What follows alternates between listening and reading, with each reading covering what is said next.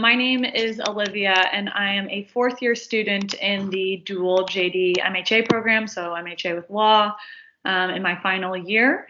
And I'm interested in the law and policy side of things. And like Miguel, I'll be articling with one of the firms here in Halifax, one of the law firms. It's an all-service firm, but they also do some health law, which is of particular interest to me.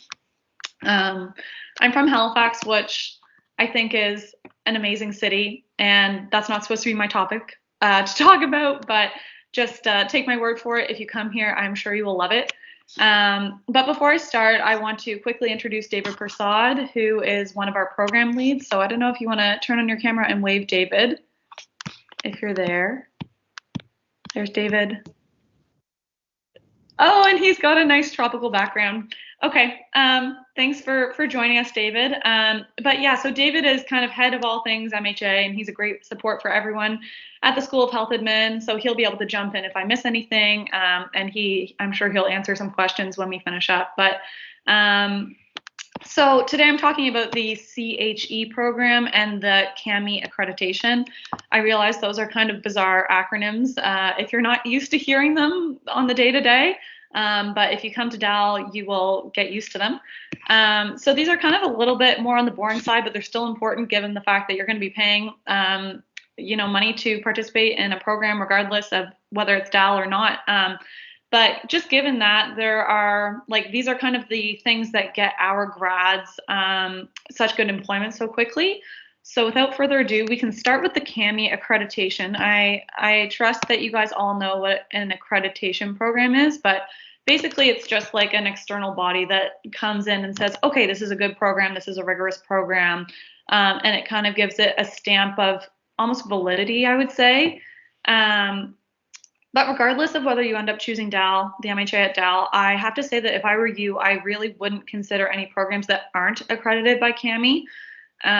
So just to kind of start out with what is the Cahme Accreditation, it's a marker of the highest standard of health leadership training in North America and around the world. There are only 3 programs in Canada that have this accreditation, DAL being one of them. And when it comes to employment, a lot of people have master's degrees, a lot of people have various degrees and qualifications, but the Cahme Masters really stands out. So hopefully you come to DAL, but if not, definitely look for the Cahme Accreditation. Because it tells your employers or your future employers that your master's program is generally rigorous in its approach. And the accreditation is only awarded if the program focuses on the needs of the workplace, is taught by experts in the field, and if it's based on developing essential leadership skills as well as knowledge. So not just kind of knowledge, but skills too. So if a program has the Cahme Accreditation, you don't really need to worry so much about the quality of your courses, which we have at DAL. So you can kind of focus on the extra things like the CHE and the Element program and the residency, which you guys have heard about, and IPHE and all of that. So it's just kind of like a weight off your shoulder. You know that it's going to be trusted in the field, that your degree is useful and helpful. So that's kind of the Cahme Accreditation. There's nothing that you need to do about it, do with it at this point, other than just be aware that it's a big stamp of approval for the program and for your future employment. On the other hand, we have the CHE program. So there's Cahme, which I just talked about, and then there's CHE. So CHE stands for Certified Health Executive, and it's a professional designation. So I'm sure you guys have heard about the PEng program or the CPA program. It's just a professional designation for health leadership here in Canada. And it's meant to show employers that you're leadership ready. And it normally takes a few years to work through this program. You don't have to have done the MHA to do it. It's available to a variety of health leaders. But if you do the MHA program, it is a lot faster and more economical doing the CHE program. So you get the designation faster and for less money. So if you're in our program, you take 16 months to do the program, and then I think it usually can be completed within 6 months or so after or even while you're in the program, but after your graduation, with only one final workplace exercise to go after that. So really the CHE is just like another stamp of approval for your future employment.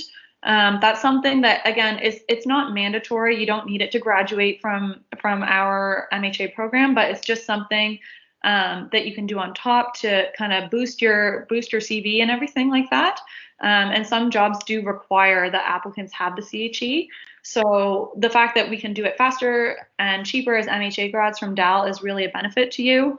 And there are even some employers who do require that you have the CHE just to apply. Like, it's not even like it's just a preference, like you have to have it. So it's we work closely with the CCHL, which is the Canadian College of Health Leaders, which is the organization that administers the CHE program. So that's another benefit. So we have Cahme, which is our accreditation, which is just external, and then we also have the CHE, which you can do kind of on your own time, not required, but we work closely with them, and there are benefits to doing it as a DAL grad.